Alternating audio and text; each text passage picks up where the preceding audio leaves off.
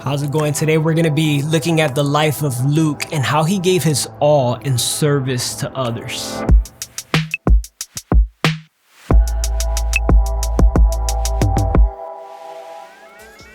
You see, Luke cared for people. He cared for their well-being and the truth about Jesus Christ, the Savior of the world.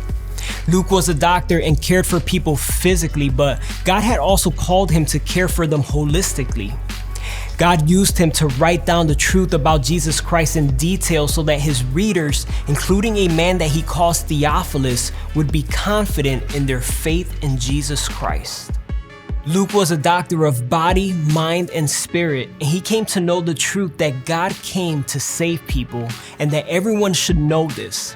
He wrote the Gospel of Luke, which has told the story of Jesus to countless people around the world.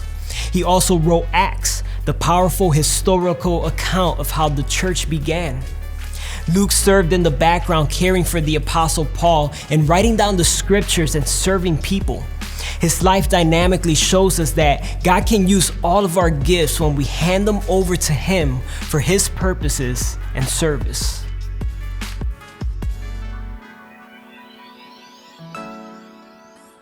Luke cared about the details of people's lives. And because of this attribute, we read in his gospel about a spectrum of people with all different backgrounds and needs coming to know God through faith in Jesus. Luke wrote to both Jews and Gentiles with compassion and detail, and God has used his account to share the good news of Jesus with centuries of human beings. Luke's attention to detail showed his care that people know the true medicine of the soul, Jesus Christ. And so I ask you, how are you allowing God to use you and your gifts as a letter of the good news to others?